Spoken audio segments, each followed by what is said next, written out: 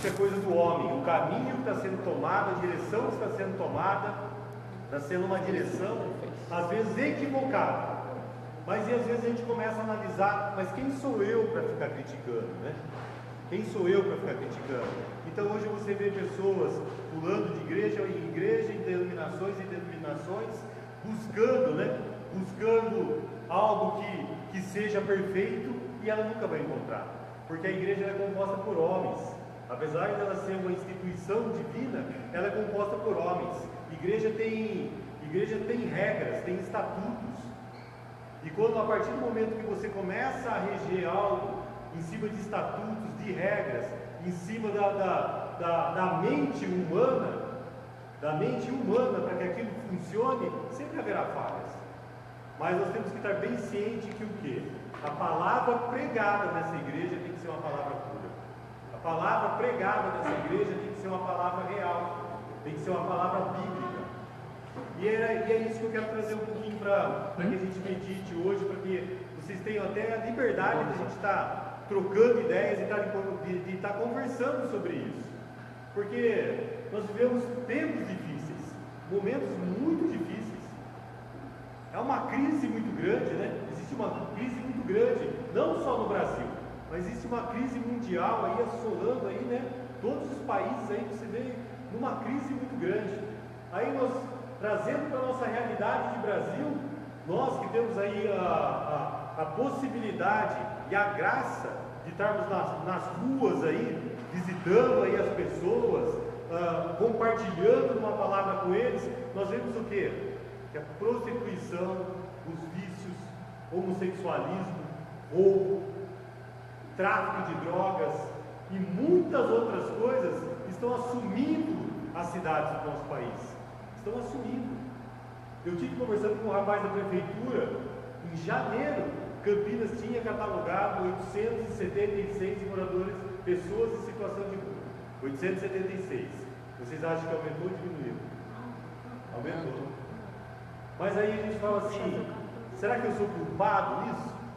Porque a partir do momento que eu pego uma vasilha com comida, um marmitex, um alimento, uma roupa, e vou para a rua auxiliar essa pessoa, perante o Evangelho, eu estou sendo o quê? Cristão. Eu não estou fazendo obra alguma. Porque se as pessoas perguntarem para mim, qual que é o teu ministério? Não tenho ministério. Eu sou pregador da palavra, e o que eu faço na rua é obrigação do cristão, não é ministério. Levar a palavra de Deus para aquele que está na rua, levar um prato de comida para aquele que está na rua, levar um agasalho para aquele que está na rua, é obrigação do cristão. É obrigação do cristão. Então nós não estamos fazendo nada mais do que aquilo que a palavra nos orienta a fazer. Nós estamos sendo apenas seguidores da palavra. Então, é muito difícil, né? Você fala assim, pô, mas todo esforço que eu faço, tudo aquilo não é um ministério. Não, não é um ministério, é uma obrigação nossa, como cristão. Mas, a partir do momento que a gente vê tudo isso, a gente começa a pensar e a colocar até em xeque, começar a colocar em xeque os princípios, né? Os princípios do cristianismo. Porque já que tudo isso está inserido no cristianismo, está na palavra de Deus, que é nada mais do que a obrigação do cristão, cuidar da viúva, do órfão, do desamparado, daquele que não tem alimento. Assim, e como que nós vemos cada vez mais essa população aumentando? Nós estamos fazendo a obra, nós estamos buscando cada vez mais ir para as ruas e ajudar essas pessoas, sendo ministro do Evangelho para elas, e também alguém que auxilie aí, que tire delas, amenize pelo menos esse sofrimento dessa pessoa, e você vê cada vez mais isso aumentando, essas pessoas aumentando nas ruas, o crime aumentando cada vez mais, a prostituição aumentando cada vez mais, e tudo isso aumentando cada vez mais. Se nós pensarmos que nós somos no Brasil, nós somos 61 milhões de crentes. Quando eu falo crente, eu estou falando o protestante, eu estou falando colocando como cristão. O Brasil é o segundo maior né, o segundo país maior do mundo dentro do cristianismo, juntando as religiões protestantes, né, as igrejas protestantes e a Igreja Católica Romana. Nós somos o segundo maior do mundo. Então nós começamos aí, a gente começa a pensar. O país é o segundo maior do mundo no cristianismo. A palavra de Deus nos orienta a cuidar do órfão, da viúva e disso. E a gente sai para a rua, está cada vez aumentando. Aí eu volto a falar. Nós estamos sendo cristãos realmente? A igreja que nós estamos congregando, a igreja que nós estamos participando, a igreja que somos nós, está realmente seguindo a palavra de Deus? Porque se tivesse, não era o que está acontecendo isso. Algo está falhando. Algo está falhando. Então, assim como Jesus, que nós precisamos o quê? Levar dignidade para essas pessoas. Nós precisamos levar dignidade para essas pessoas nas ruas. E porque nós vemos o quê?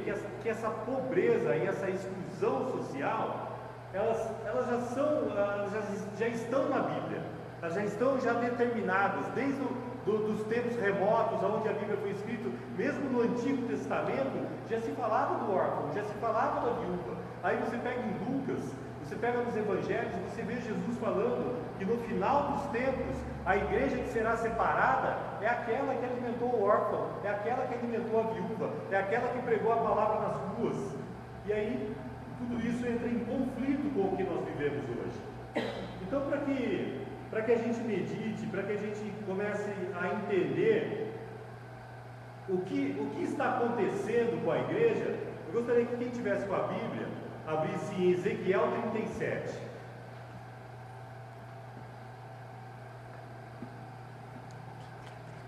Ezequiel 37, para que a gente possa estar meditando sobre o que é a igreja e o que somos nós como igreja. E uma pergunta, né? Uma pergunta que salta aos olhos, né? Quando você abre Ezequiel 37, é Deus falando, né? Deus falando do profeta: poderão reviver esses ossos? Poderão reviver esses ossos? Então essa é uma pergunta que salta, né? Que salta nessa palavra, que salta nesses versículos. E diz assim esse trecho, né? De 1 a 10. Veio sobre mim a mão do Senhor, e Ele me levou pelo Espírito do Senhor, e me deixou no meio de um vale, que estava cheio de ossos, e me fez andar ao redor deles.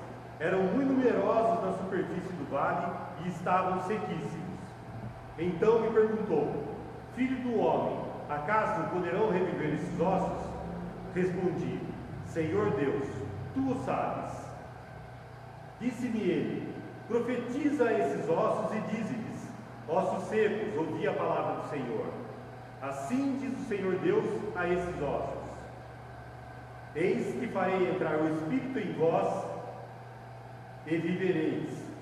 Porém, tendões sobre vós, farei crescer carne sobre vós estenderei pele, e porei em vós o Espírito, e vivereis. E sabereis que eu sou o Senhor.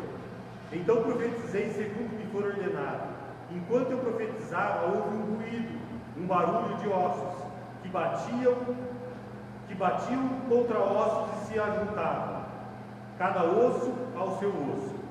Olhei, e eis que havia tendões sobre eles, e cresceram as carnes, e se estendeu pele sobre eles, mas não havia neles o Espírito.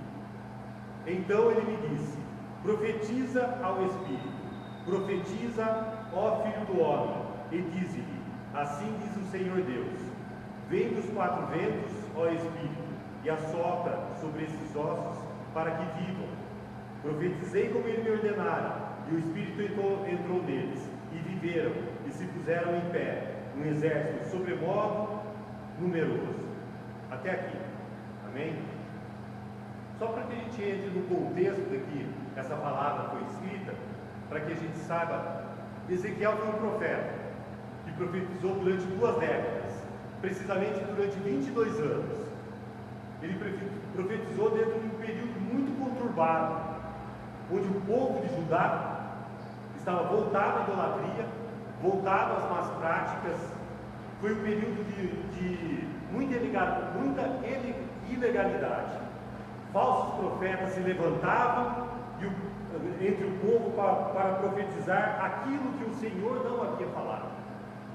Falsos profetas se levantavam e profetizavam aquilo que o Senhor não tinha falado. A gente tem que pensar muito nisso. E esse texto, apesar de muito antigo, ele relata uma realidade da igreja contemporânea, uma realidade do que nós estamos passando hoje. Ele relata isso assim muito claramente. Foi por isso que eu até separei esse texto para que a gente meditasse sobre ele. E em cima desse texto, eu tirei alguns agentes de transformação. O que é um agente de transformação? É algo que foi utilizado por Deus para que aqueles ossos secos tivessem vida novamente. Então, fazendo uma analogia com a igreja contemporânea, com a igreja de hoje, quais são esses agentes? Quais são esses agentes que faltam na igreja, já que a igreja está por todos os cantos dessa cidade, por todos os cantos do nosso país, por todos os cantos do mundo, e cada vez mais a gente vê a iniquidade, o pecado, a dor e o sofrimento crescer. Então, quais são essas práticas que nós podemos utilizar de lá desse período do Antigo Testamento e trazer para os dias de hoje, para que a gente possa meditar sobre isso e saber onde estamos errando? Não que isso vai nos levar a um avivamento da igreja. Não que isso vai nos levar a tirar as pessoas que estão na rua ou as pessoas que estão em sofrimento, a tirá-las dessa dor, desse sofrimento. Mas é algo para que a gente medite e para que a gente pelo menos comece a ter discernimento e consciência de aonde a igreja está errando e aonde nós, como igreja, templos do Espírito Santo, também estamos errando. Então o versículo 4 diz assim: profetiza a esses ossos secos, ouvir a palavra do Senhor. Nós temos que atentar aqui que Ezequiel, ele profetizou amando de quem? Amando de Deus. Deus diz para Ezequiel, para que ele profetizasse. E aqui eu abro um grande parênteses. Hoje o que nós temos visto? É isso que nós temos visto nas nossas igrejas? É isso que a gente tem visto? É isso que a gente tem presenciado? Ou é, eu profetizo sobre a tua vida? A gente precisa começar a pensar e começar a entender aonde estão as falhas da nossa igreja, aonde estão as nossas falhas. Que são as nossas falhas? Porque isso virou um costume dentro da igreja evangélica. Eu profetizo vitória na tua vida, eu profetizo saúde na tua vida. Eu posso desejar. Quem profetiza é Deus. Eu sou apenas um instrumento. O profeta é apenas um vaso, é apenas um instrumento nas mãos de Deus. E hoje nós vemos pessoas, homens íntegros, mas tem aí uma grande lacuna, um erro na palavra de Deus. Está tendo um erro ali, quando a partir do momento que ele começa a profetizar. Deus não avaliza ninguém para profetizar em nome dele. Então nós vemos o que? Esse vai ser o melhor mês da sua vida, esse vai ser o melhor ano da sua vida, isso vai ser uma vitória na sua vida, e nós nos deparamos com o que? Cada vez mais o que? Calamidade, crise, cada vez mais dor, cada vez mais sofrimento. É isso que nós temos visto. A igreja se esvaziando porque o crente não tem gasolina para pôr no carro. Ele ia 3 cultos por semana, agora ele vai em um só. E ele assiste na internet se tiver internet.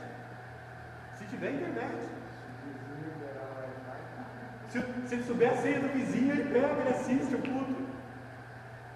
Então, irmãos, o que eu estou falando não é crítica. Porque quantas vezes nós não fizemos isso? Quantas vezes nós não profetizamos na vida de alguém e não vimos resultado? E de repente nós abalamos a fé daquela pessoa. De repente aquela pessoa que estava morrendo, nós acabamos de matar. Porque nós falamos para ele: de algo que aconteceria, nós falamos para ele de algo que seria da parte de Deus, que seria um desejo nosso. O nosso desejo nós colocamos sobre a vida daquela pessoa como se fosse a vontade de Deus. Eu profetizo uma vida nova para você. Eu profetizo a pessoa desempregada, eu profetizo o quê? O emprego. Eu profetizo o emprego na tua vida. Eu profetizo portas abertas. E aí aquela pessoa fica 2 anos desempregada. Aí o que ela fala? Será que eu estou em pecado? Aí ele começa a se sentir como Jó e os amigos de Jó. Os amigos de Jó chegavam para ele, o cara tudo estrupiado, inteiro arrebentado, perdeu os filhos, perdeu todos os bens, inteiro de lepra o corpo, se coçando com o caco de telha, e os amigos dele ainda chegavam e ainda falavam para ele assim: Jó, aonde que você pecou? O que você está fazendo para ter acontecido tudo isso na tua vida? E às vezes nós nos sentimos assim. Às vezes nós nos sentimos assim, porque algo foi profetizado sobre a nossa vida, recebemos uma palavra uma palavra de conforto, uma palavra de ânimo, e não vimos aquilo acontecer. E aquela palavra que foi nos passada, não foi nos passada como se fosse uma palavra de homem, foi nos passada como se fosse a palavra de Deus. Olha a gravidade da coisa, olha a seriedade da coisa. Eu chegar e falar para você que eu desejo que você pinte o prédio mais alto de Campinas e você, com o que você receber dali, você vai ficar 10 anos sem fazer nada, é uma coisa, é um desejo meu, é o que eu te desejo. Eu desejar que você coma o melhor dessa terra, é o meu desejo. Mas por enquanto Deus não falou para mim ainda. Diga para ele que vai acontecer isso na vida dele. Então por enquanto é um desejo meu. Então nós temos que tomar muito cuidado a partir do momento que nós nos apropriamos da palavra de Deus. As pregações que nós temos ouvido hoje, muitas das pregações, elas são baseadas em doutrinas de homem. São baseadas em doutrina de homem. E essa doutrina de homem que nós podemos assim estar analisando nesse momento, né? Que eu gostaria que ficasse muito claro para vocês, é uma teologia chamada teologia da confissão positiva. Quem já ouviu falar disso? Confissão positiva. É o quê? Um abençoado pastor chamado Esek Kenyon, batista ainda, tradicional, 100 anos atrás, nos Estados Unidos, esse homem tem uma revelação de Deus, algo de Deus particular para a vida dele. Particular para a vida dele. E ele vai e coloca aquilo em prática, e aquilo acaba acontecendo. E o que ele faz? Ele pega essa experiência pessoal e transforma no quê? Numa doutrina, numa teologia, numa doutrina. Doutrina ou teologia da confissão positiva. Qual a base disso? Bíblica nenhuma. Base disso, bíblica nenhuma. Base, que eu falei, a base disso é o quê? Uma experiência pessoal. Vocês acreditam que eu falar para vocês? Se eu falar para vocês que dentro da igreja evangélica, dentro da igreja protestante, tem experiências espíritas, vocês acreditam? Você acredita? Fala o nome de um demônio para mim. Alguém? Fala o nome de um demônio, de um espírito. Maria Padilha, Tranca-Rua, Zé Pilintra, Maria Mulambo. Aonde está na Bíblia isso, gente? Aonde está na Bíblia isso?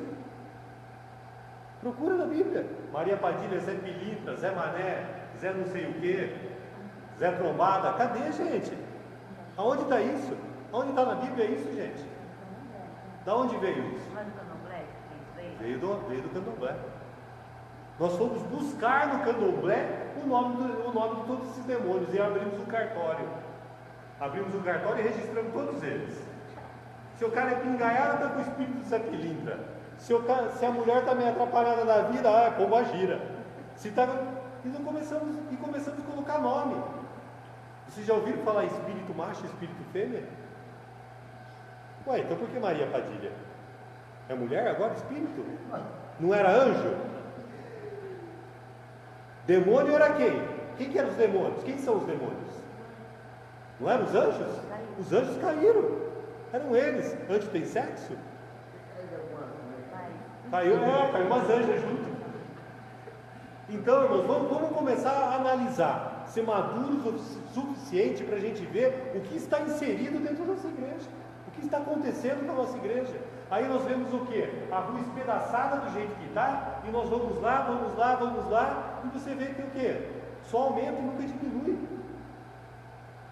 Só aumenta e nunca diminui. Mas isso é bíblico. Está na palavra de Deus. Está na palavra de Deus. Que nós seríamos enganados por doutrinas. Nós seríamos enganados por doutrinas. E não, chegou esse tempo.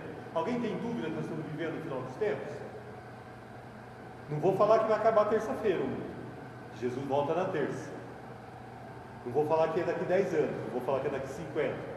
Não vou falar que daqui é 1000, que é daqui 1000 anos. Mas nós já passamos da metade.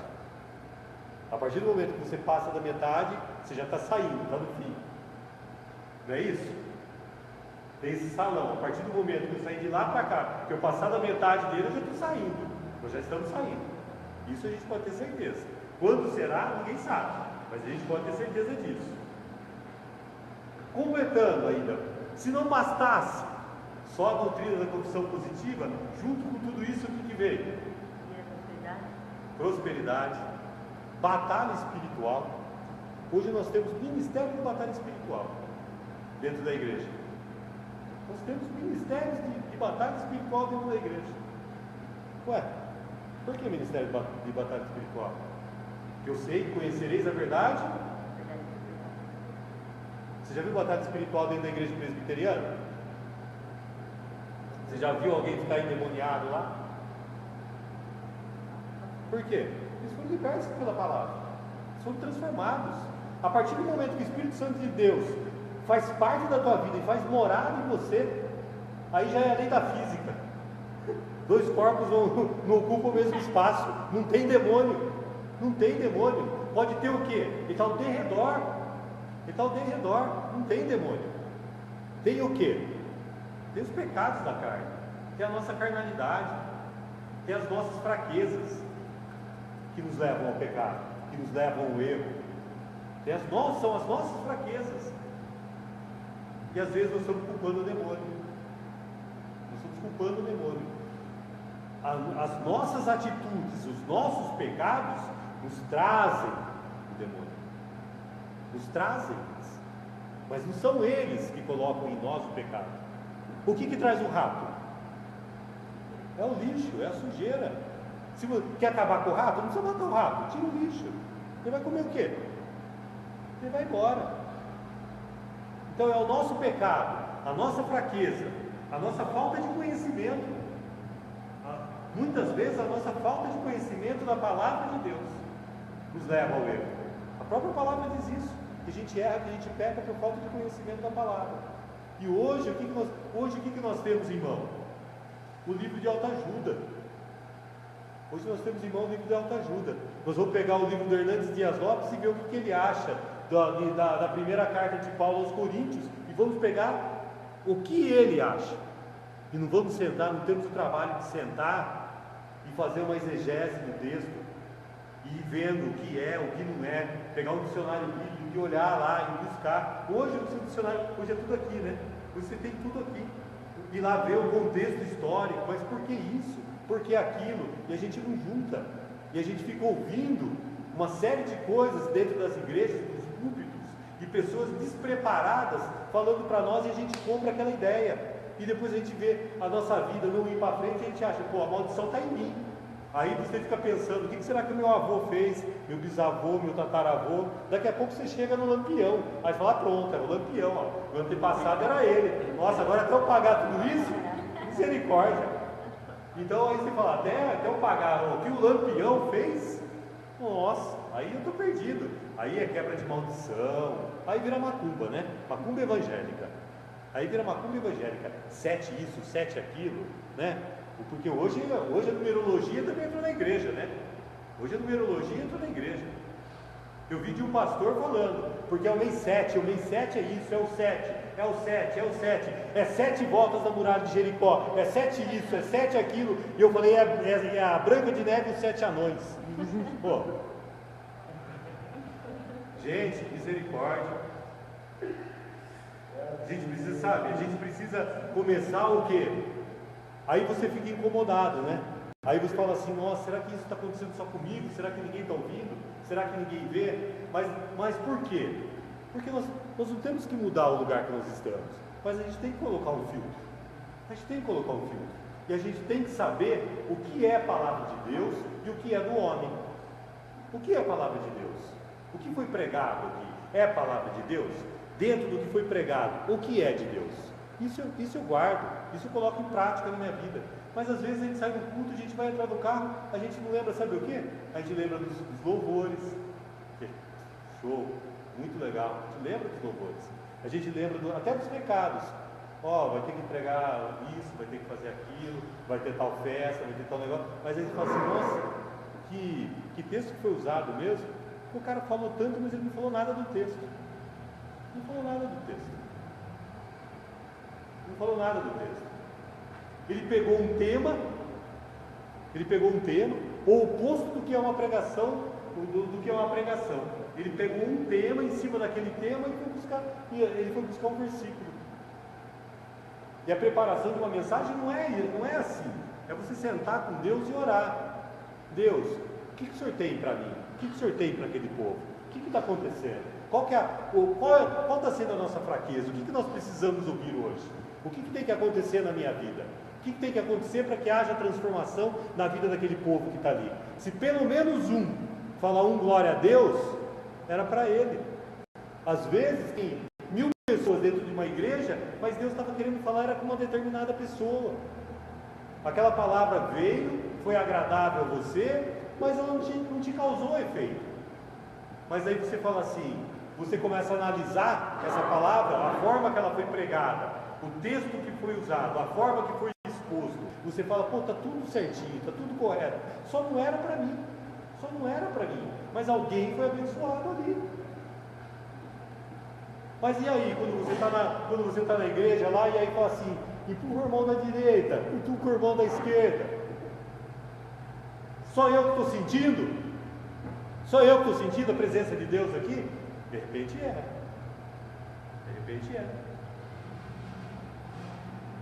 Então vamos ficar atentos. Vamos parar por aqui, senão eu vou estender demais. Mas, gente, atenção à palavra de Deus. O primeiro agente transformador desses ossos secos foi o quê? A palavra. Foi a palavra. Então nós estamos usando esse texto como uma analogia. É isso que a gente tem que entender. Nós temos que pegar um texto, ler, entender e colocar ele em prática na nossa vida. Essa é a pregação da palavra. É para isso que serve o Evangelho. É para isso que serve a pregação da palavra. Você ir, levar uma palavra para alguém e ela pegar aquilo e colocar em prática na vida dela. É para isso. Então, primeiro, a palavra. Se nós formos aí para o versículo 7, diz o quê? Que houve um ruído, um barulho, uma agitação. Mas ruído, barulho, agitação ainda não gerou vida. Gerou vida. Foi falada a palavra foi profetizada, houve um ruído, um barulho, uma agitação, mas ainda não teve restauração daqueles ossos. Teve só uma agitação. E hoje nós estamos felizes só com a agitação. Hoje nós estamos felizes com a agitação. Nós vamos para o culto. Hoje é o quê? Hoje é terça? Hoje é culto da vitória. Culto da vitória, porque não é culto da palavra de Deus. Aí nós vamos na quarta-feira, é culto de tal coisa. Depois é o culto de libertação. Depois é o culto de louvor. Depois é o culto... o único culto que eu conheço é culto racional a Deus. Racional. Não é emocional. Nosso culto não pode estar baseado em emoções. Porque se a nossa fé estiver baseada em emoções, vamos assistir o filme do Ghost, que é um filme espírita, onde o cara morre, aí ele volta, encarna, e a gente chora. É emoção. Tem Deus ali? Não, é um filme espírita. É um filme falando de encarnação. É um filme espírita. Então o que nós temos que ficar atentos? Que ruído, barulho, gritaria, por melhor que seja, por melhor que seja a intenção disso tudo, por melhor que seja, não traz restauração, não traz transformação de vida. Falar alto, baixo, põe o microfone para frente, para trás, isso é técnica de oratória. Isso é técnica de oratória. Isso não traz conversão, isso não traz mudança de vida de ninguém. Isso pode te convencer de algo, mas não vai te converter de nada. Isso não te converte já. Isso aí o Augusto Cury ele faz 10 vezes na semana.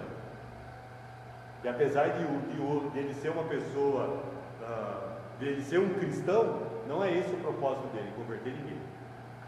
O propósito dele não é converter ninguém. E hoje nós estamos o quê? Buscando isso na igreja. E uma coisa que tem que ficar muito clara: às vezes a culpa não é do pastor, às vezes a culpa é nossa. Às vezes a culpa é nossa. Nós exigimos isso, porque se não tiver isso, eu vou buscar uma igreja que tenha. O pastor ele tem que ficar toda hora falando do dízimo e oferta, ele tem que pagar a conta do ar-condicionado. Só de energia elétrica gasta 30 mil reais por mês. Mas se não tiver ar-condicionado, a gente vai embora da igreja. Aí a gente reclama, porque o pastor fala de oferta, porque o pastor fala do dízimo. Essa culpa, ela é compartilhada. Nós, como pastores, somos muito culpados disso. E nós também, como membros de uma igreja, somos muito culpados disso. Porque nós exigimos coisas. Exigimos coisas.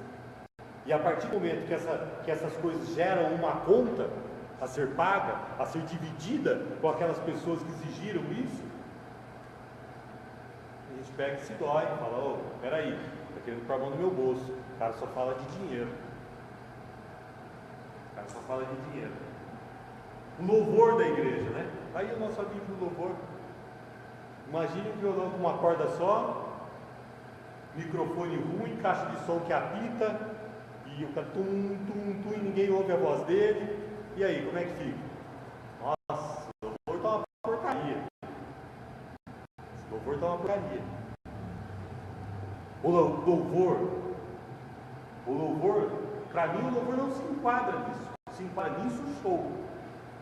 Hoje nós temos muitos shows na igreja. Hoje nós temos muitos ministros de louvores. Temos muitos. Mas nós temos muitos cantores gospel nos púlpitos das igrejas. Muitos cantores gospel. Porque o cara em pecado, em falta, em uma série de coisas, está ali e dizendo que está louvando a Deus. Mas a música dele é uma música somente para o homem. É uma música que só agrada o homem.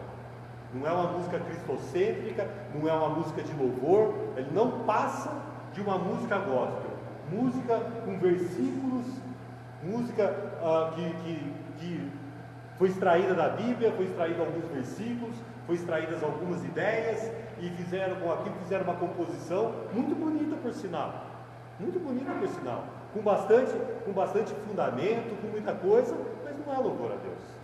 A gente tem que entender que o quê? Que o nosso culto deve ser prestado a quem? A Deus. Nós vamos à igreja para fazer o quê? Prestar culto a Deus. O que for fora disso é do homem. Esse é o nosso único propósito dentro da igreja. Prestar culto a Deus. Quando eu falo igreja, é dentro do templo, né? Dentro do templo. Só pegando como exemplo, Lucas 24, tem aquela passagem muito conhecida. 24, de 13 em diante, relata o quê? Jesus havia morrido, tinha sido crucificado, ressuscitou, e as mulheres viram que ele havia ressuscitado, e começou toda aquela conversa que Jesus havia ressuscitado, e dois homens tinham saído e estavam indo caminhando, sentido de Emaús, e aqueles dois homens falando do quê? Do próprio Cristo, que havia morrido e havia ressuscitado, mas colocando alguma dúvida naquilo ainda. Porque o corpo havia desaparecido somente. Ninguém havia visto ainda o corpo glorificado. comentando sobre aquilo. E Jesus, e eles conversando sobre isso, a caminho de Emaús, Jesus aparece entre o meio deles e começa a conversar com eles. E eles vão conversando. Alguém? Glória a Deus. Não, eles continuaram conversando. Eles continuaram conversando. Eles continuaram conversando. Até que sentaram, convidaram Jesus ia embora, ele falou: fica conosco, come conosco, dorme, amanhã você segue e viaja. E no partir do pão, eles reconheceram que era Cristo. Aí o que eles falaram? Que aquela conversa aquela conversa que eles tiveram a três trazia paz para eles, e o quê? Lembra como o nosso coração ardia? Era só isso. A presença de Deus trouxe a eles o quê? Apenas algo no coração. Mas quando fala coração, não é o órgão cardíaco, né? A fonte das emoções, né? Aí eles sentiram ali a presença, que ali era Jesus. Foi ali que eles sentiram. Não teve gritaria, ninguém rodopiou, ninguém pulou, ninguém fez nada. Eles sentiram somente o quê? Diante do Cristo, eles sentiram o quê? Que o coração ardia. E hoje, se você não pular, se você não gritar, você não é espiritual. Está acontecendo com todo mundo. Você é o excluído da igreja. O anjo passou, tocou todos, não tocou você. Você é o único que está sentado lá. Todo mundo se levantou e gritou glória a Deus, e você continuou sentado, glorificando a Deus também. Glorificando a Deus também. Aí você é digno, o digno não herdará o reino dos céus. Aí você não é digno de ser tocado. E aí nós começamos a fazer o quê? Começamos nós mesmos a inculcar algumas coisas. E a gente começa a se achar o quê? Indigno de participar de um lugar tão santo quanto aquele. Tão santo quanto aquele. Um lugar tão santo quanto aquele, e eu estou lá. Eu não sinto arrepio, eu não sinto nada. E aí você fica ali como um peixe fora d'água, né? Você fica como um peixe fora d'água. E o errado é você. E o errado é você. Porque está certo quem sentiu, está certo quem gritou. Vamos caminhar mais um pouquinho aqui. No mesmo versículo 7, diz que o quê? Houve um ajuntamento. Os ossos que estavam espalhados, dispersos, se ajuntaram. Voltaram às origens, ficaram em ordem. Mas ainda não passavam de ossos secos. Talvez nós até ficássemos satisfeitos com essa atitude, né? De a gente ir lá, profetizar em nome de Jesus e os ossos se juntarem. E a gente sair dando glória a Deus e largar naquele estado. Às vezes nós ficássemos satisfeitos. A gente já se considerasse satisfeito por isso. O milagre aconteceu. Mas o profeta não se deu por satisfeito. Porque ajuntamento, agrupamento, quantidade não traz avivamento. Não é a quantidade que vai trazer avivamento. Não é a igreja de 1.000 membros, 2.000 membros, 3.000 membros. Agora mudou um pouquinho, né? Mas a igreja, para quem não sabe, a igreja é regida por números. Todos nós somos um número dentro da igreja. Pastor, quantos membros tem na sua igreja? Quantas igrejas que o senhor tem? É assim. A conversa de pastor é essa. A restauração da igreja, a restauração, a ação de Deus é medida por número. Quanto foi o faturamento anual entre dízimos e ofertas? É assim. É um escândalo para nós. É um escândalo para nós, né? Sabermos que nós somos um número. Nós somos um número da igreja.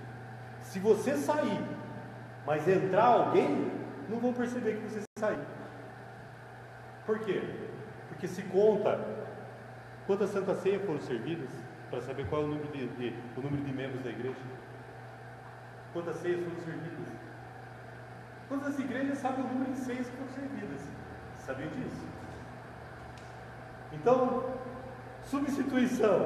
O cara saiu, foi para o espiritismo ou morreu, seja o que for, entrou alguém no lugar dele e pronto. A igreja continua prosperando. Por quê? Porque tinha 1.200 pessoas na última ceia, hoje já tem 1.202 pessoas. pessoas. Ela cresceu. E aqui o texto diz isso, que houve um ajuntamento. Ajuntamento de pessoas não é sinal de presença de Deus, não é sinal de avivamento, de restauração, não é sinal. Foi o que o Dário disse: se tivesse uma pessoa aqui, a palavra de Deus diz o quê? Que onde 2 ou mais estiverem reunidos em nome dele, ele se faria presente. E nós estamos querendo o quê? Encher isso aqui? Encher para quê? Para a gente não dar conta de cuidar? Encher para quê? As igrejas hoje vivem uma teologia da prosperidade. Você vai lá e bate na porta e pede uma cesta básica, não tem? Mas nem ele é próspero, então por que eu vou ser? Será que eu vou ser próspero indo lá, se ele não tem uma cesta básica para me dar? Será que essa igreja é próspera? Uma igreja onde alguém bate, pede uma cesta básica. Eu estou desempregado, dá para você pagar a conta da minha luz? R$35, a igreja não tem condições de pagar. Será que ela é próspera? Ou será que nós estamos sendo enganados? É o que eu falo. A gente não precisa sair deles, mas a gente precisa saber onde que a gente está. A gente precisa saber o que está acontecendo. Porque a gente não vê o milagre acontecer. A gente não vê o milagre acontecer. E às vezes nós nos incluímos como pessoas que estão ali e são causadores desse não acontecimento.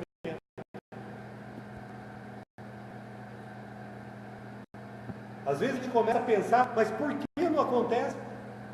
Por que não acontece? Por que não está acontecendo?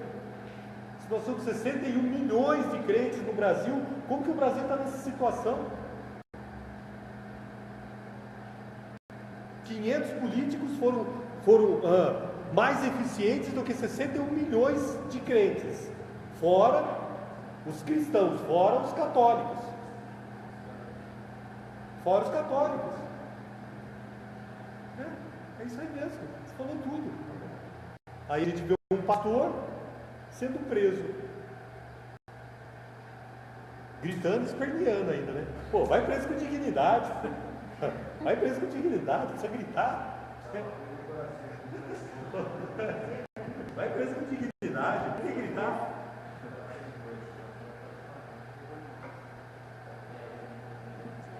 Então, o que eu quero falar com esse ajuntamento é que a gente não deve se iludir. Não se iluda com quantidade. Não se iluda com quantidade. Às vezes não, eu tenho certeza que nós aqui reunidos, às vezes somos maiores do que muitas igrejas, mais eficientes do que muitas igrejas, mais atuantes do que muita igreja. Existe uma diferença muito grande entre igreja militante e igreja triunfante. A igreja nunca será triunfante na militante, ela só será triunfante na presença do Senhor Jesus. Então nós estamos no período do quê? De guerra, de batalha. Não é batalha espiritual, hein, gente? É de guerra, é de batalha mesmo. É oração, é jejum, é consagração, é cuidar do próximo, mas pensando também que nós somos templos do Espírito Santo e que nós daremos conta da única pessoa que nós vamos dar conta de nós mesmos. Nós vamos dar conta das nossas vidas. A própria palavra fala, não fala? Que muitos chegarão e falarão o quê? Eu expulsei demônios em teu nome, eu curei em teu nome. E o que ele vai falar? Te conheço, te conheço. A partir do momento que você se fizer conhecido, aí sim, aí você vai. O ID, né? O ID de Jesus para os discípulos. Pensa bem, gente, o ID de Jesus para os discípulos. Um seminário teológico são 3 anos, uma faculdade de teologia são 4. Eu fiz os 2, pois aí deve ser um pouquinho.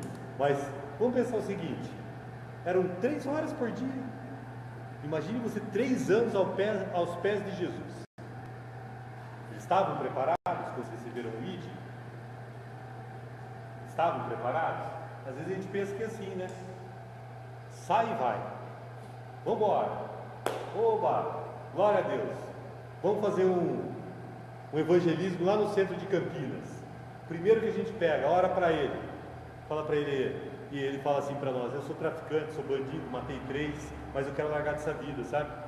Mas para eu largar dessa vida, primeiro, eu tenho que me converter, segundo, você tem que me levar para tua casa. E aí? A gente está preparado? Aí nós vamos lá para Itatinga. Vamos lá para Itatinga. Aí você chega lá e conversa com a moça e prega a palavra para ela, mostra quem é Jesus para ela, prega o verdadeiro evangelho para a vida dela. Ela aceita esse Jesus como Senhor e Salvador da vida dela. Ela tem uma dívida com a casa que ela trabalha, por isso ela tem que trabalhar, é um trabalho semi-escravo. E aí ela fala assim: agora eu preciso de um lugar para ir.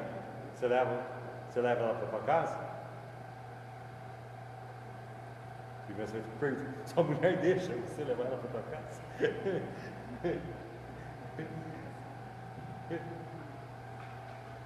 Temos que estar preparados, né? Não temos que estar preparados? Temos que estar preparados.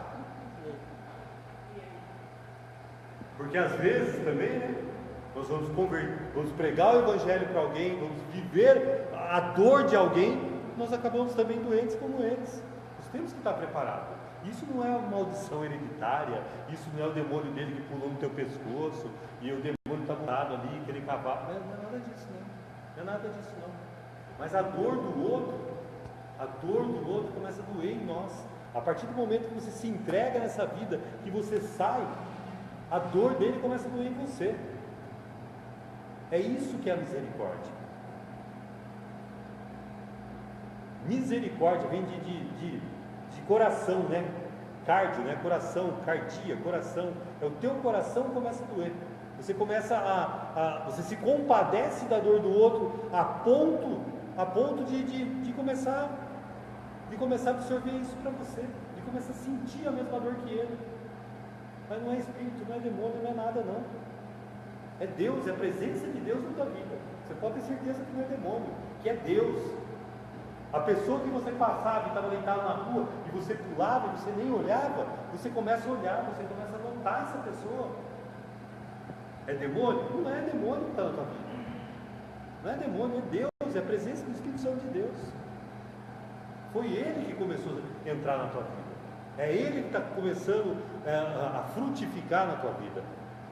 Porque nós não podemos também ficar só absorvendo, aprendendo, só para morrer inteligente, né? Que o Mateus falou. Só para morrer inteligente. Vamos estudar bastante para quê? Para morrer inteligente. O propósito é o quê? É o preparo, mas é o quê? Colocar em prática. Se você puder conciliar os dois, sempre se preparar e sempre em prática, isso até na tua vida profissional.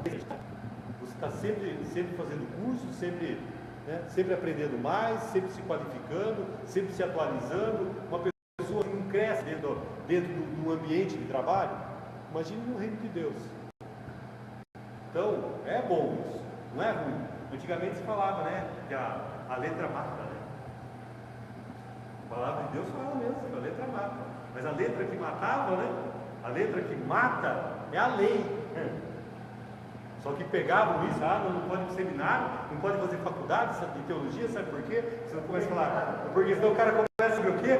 Falar, não, porque no grego, porque no hebraico, e não sei o quê, e aí o cara fica meio prepotente mesmo, mas depois ele abaixa a bola. Mas no começo ele fica, né? Começa a aprender grego e hebraico, ele começa a falar mesmo, né? Porque o logos de Deus, não é melhor falar do que a palavra, né?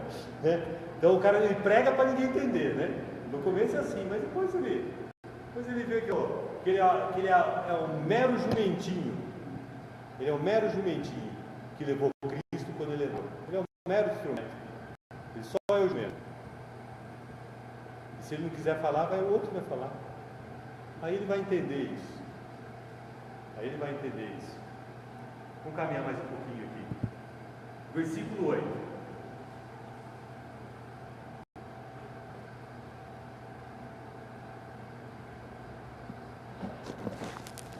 Vieram sobre aqueles ossos, tendões de carne. Agora eles têm uma estrutura, né?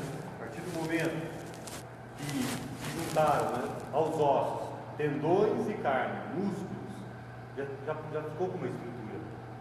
Já tinha uma estrutura. Agora eles até parecem pessoas, né? deixaram de ser esqueletos, já estão parecendo pessoas, já tem um formato, já tem uma estrutura, já consegue ficar em pé, já tem uma posição, já tem um posicionamento.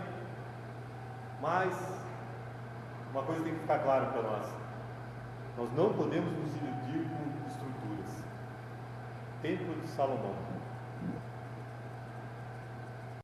vai ser a casa de Satanás, né? Porque é bem grande, né? Há bastante demônio, né? Se o anticristo voltar, aliás, vai ser o alto governo ali. No Google Maps até colocaram isso, já entraram? Coloca, como que é? Anticristo, aí lá aparece lá o Templo de Salomão. Não, mas isso aí foi uma sacanagem, só que fizeram, né? Isso aí foi uma sacanagem, nem fizeram. Mas pensa bem, gente, estrutura, o que é estrutura? Se o Evandro não tivesse aberto esse espaço para nós, se ele não tivesse espaço, a gente estaria onde? Na praça, embaixo da árvore. Não é isso? Não é assim na África? Não foi assim no princípio de tudo, em Atos, não era assim? Se encontravam nas casas, não era assim? É legal o tempo? É legal, nada contra, mas não é a prioridade. Estrutura não traz restauração. Estrutura não traz avivamento.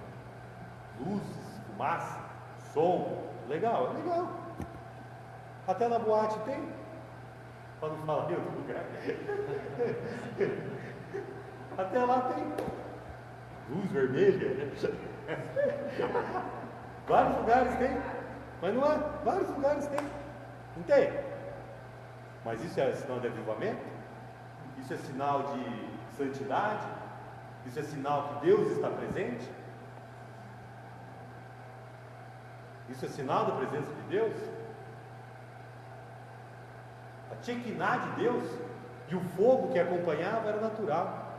Moisés não acendia, Moisés não fazia fumaça, era natural, vinha de Deus.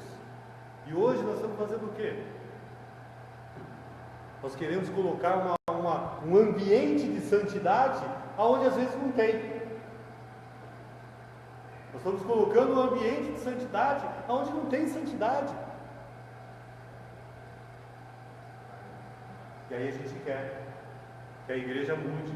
Aí a gente quer que acabe a prostituição, que a pessoa em situação de rua, a pessoa com fome, que essas pessoas sejam atingidas. Como? Como que essas pessoas vão ser atingidas? Se nós estamos ali, separados num gueto, um grupo de pessoas com o mesmo objetivo e o mesmo ideal: ser salvo e ganhar dinheiro. Esse é o nosso objetivo. E como o nosso irmão aqui falou, nós estamos pensando que nós vamos passar a eternidade aqui. Nós estamos pensando que as ruas de ouro e o mar de cristal é aqui. Não é aqui. Não é aqui. Nada contra você ter sua casa, você ter um carro bom, você ter uma vida boa. Nada contra. Mas isso não pode ser a prioridade da nossa vida. Isso não pode ser a prioridade da nossa vida. Então o templo não pode ser a prioridade da igreja. O templo não pode ser a prioridade. A prioridade são as pessoas, não as coisas. E hoje nós estamos invertendo isso. E nós queremos santidade, nós queremos avivamento, nós queremos transformação. Nós queremos transformar uma cidade, nós queremos transformar uma nação, se isolando num espaço com um ambiente protegido. Foi segurança lá fora, senão o cara vem e rouba o carro do crente. Vem um endemoniado aí, está por. Ou por segurança, senão vem endemoniado.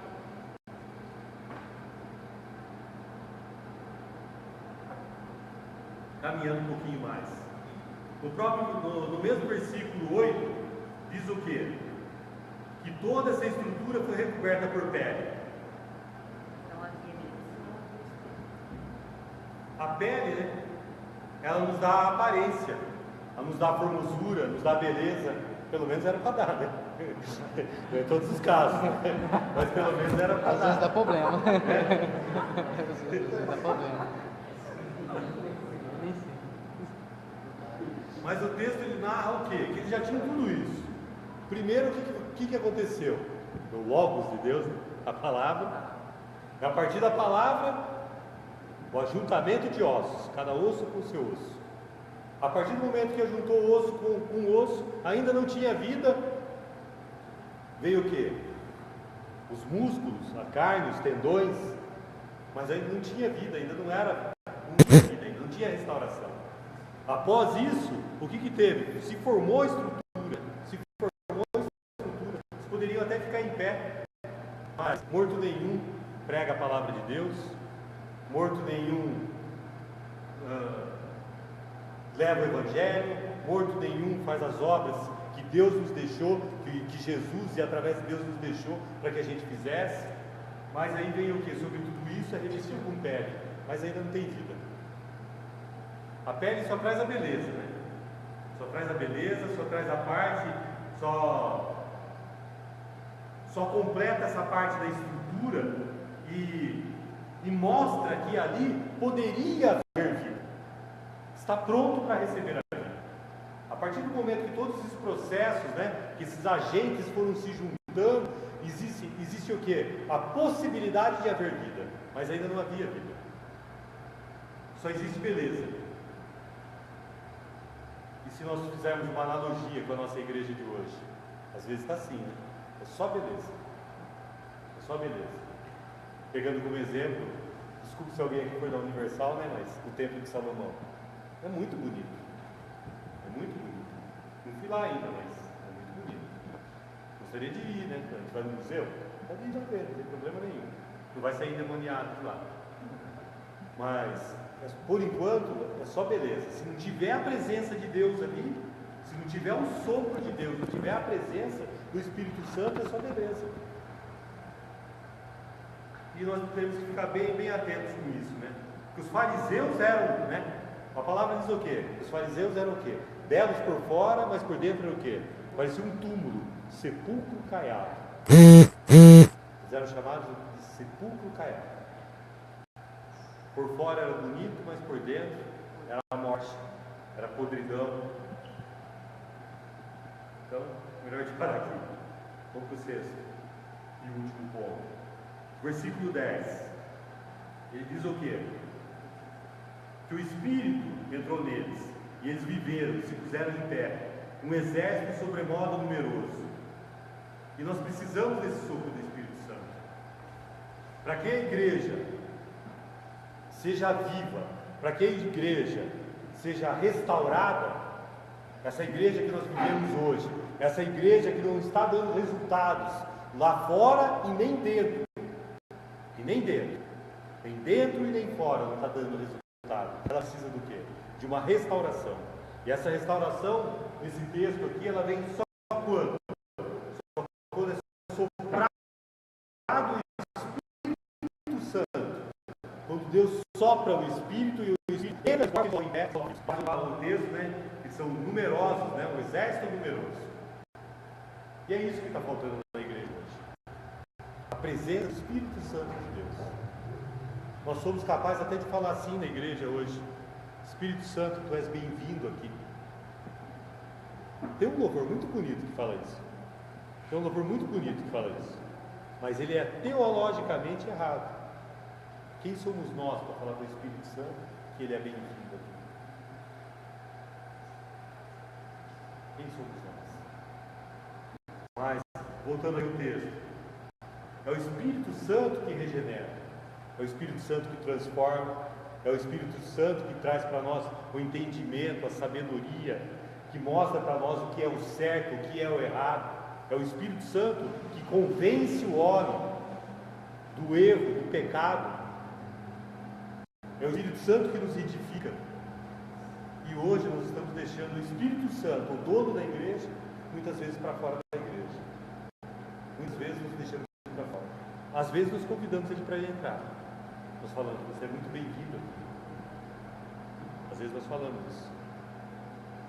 Mas, a hora que a gente pega o microfone na mão, que a gente vai diante de um púlpito, a gente prega tudo, menos aquilo que edifica, menos aquilo que é a obra do Espírito Santo. Nós estamos preocupados, muito preocupados com o imediato, com o agora.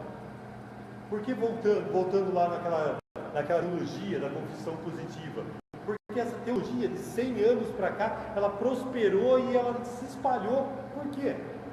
Porque é uma teologia do imediatismo. Onde você vai no Vitória, por que você vai no culto da Vitória? Que nome bem sugestivo, né? É um nome bem sugestivo. Né? Você está todo empipinado, o que você faz? Quem não precisa de uma vitória? Quem não precisa de uma cura? Quem não precisa de uma libertação? Então são nomes sugestivos. São nomes bem sugestivos. Né? Aí vai, culto de oração. Vazio.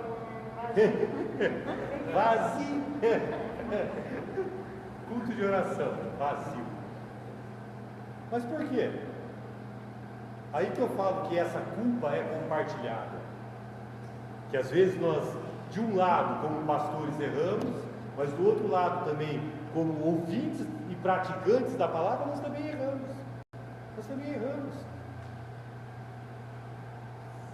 Porque nós damos margem para que isso aconteça. Nós damos ibope para que isso aconteça. Nós somos comprados muito facilmente. Nós somos comprados muito facilmente. E, infelizmente, sempre foi assim. Sempre foi assim. Há 2000 anos atrás, quando colocaram Jesus e do outro lado, Barrabás, o povo escolheu quem? Barrabás. E a gente vem escolhendo Barrabás até hoje. Nós aprendemos dessa forma. Nós aprendemos dessa forma.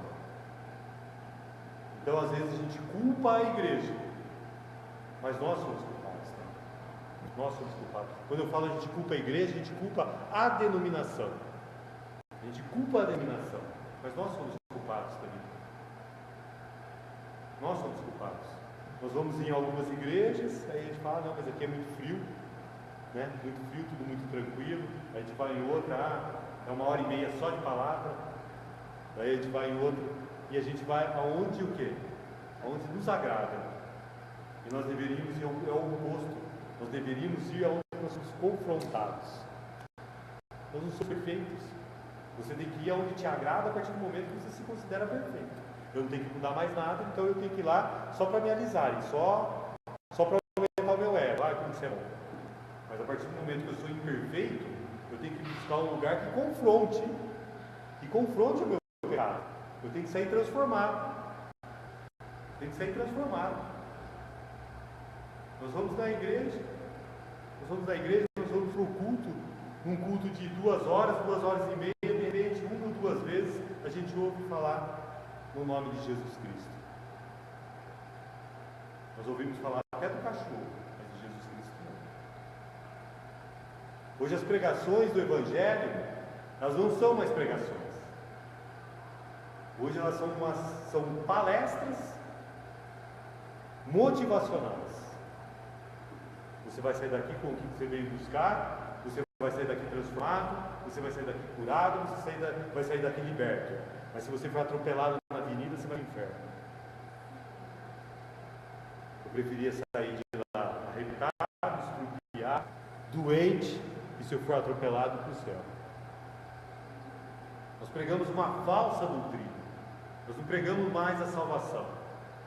Nós não pregamos mais o arrependimento. Nós não pregamos mais a mudança de vida. Nós não pregamos mais a mudança. E isso tem que acabar com a igreja. Quando eu falo acabar com a igreja, é o outro que diz as estatísticas, né? A estatística diz que as igrejas estão aumentando. Mas quando eu falo acabar com a igreja, é acabar com a integridade, com o nome de Jesus Cristo. Pensa a responsabilidade que é você vir aqui e começar a falar da palavra de Deus. Pensa a responsabilidade que é o nosso irmão como ministro de louvor, começar a louvar e a glorificar a Deus. Pensa a responsabilidade que é. A partir do momento que você começar a falar no nome de Deus, você começar a falar do nome de Jesus, você começar a falar do Evangelho de Cristo, e você não sentir um temor, com a mão não suar, você não ficar nervoso, você já passou para o outro lado. Das duas, ou você morreu, ou você esfriou. É uma responsabilidade muito grande. Pregar o Evangelho, falar de Jesus Cristo é uma responsabilidade muito grande. Imagine você falar da perfeição. Você expor o que é o perfeito. Você imperfeito, falando daquele que é perfeito. E às vezes, nós nos sentimos o perfeito, então por isso que nós falamos de nós mesmos. Nós falamos das nossas experiências pessoais, do que aconteceu conosco. Eu não duvido de experiência pessoal, de experiência sobrenatural. Eu não duvido. Eu não duvido de experiência sobrenatural. Eu creio que Jesus cura, que Ele salva, que Ele liberta. Eu creio que Jesus transforma. Que uma obra na tua vida sobrenatural pode acontecer. Mas é uma experiência pessoal tua com Deus. Você não pode pegar isso e transformar numa doutrina. Você não pode pegar isso e transformar numa regra de fé, porque aconteceu comigo, vai acontecer com todo mundo. Foi o caso desse pastor batista aqui, de Seth Kenyon, que ele pegou uma experiência pessoal e transformou numa doutrina. E essa doutrina tomou conta nos Estados Unidos todo, entrou para o Brasil, por toda a América Latina, invadiu a Europa. Vocês querem saber o nome dos pastores que estão influenciados por essa doutrina? Eu só vou falar dos americanos, tá? Só vou falar. Benny Hinn, T.D. Jakes, como que chama aquela pastora que tem missões fortes na África, que tem um cabelão, um topetão? Como que ela chama? Tem um cabelo curto assim, uma loira, mas um baita de topetão. É, magrinha, aquela senhora. Essa teologia. No Brasil, quando entrou para o Brasil, entrou através de Deus de Etiópia, Valnice, e aí se espalhou. E hoje nós temos igrejas que pregam essa doutrina puramente, temos igrejas que têm a doutrina mista, e temos algumas que estão lutando contra essa doutrina.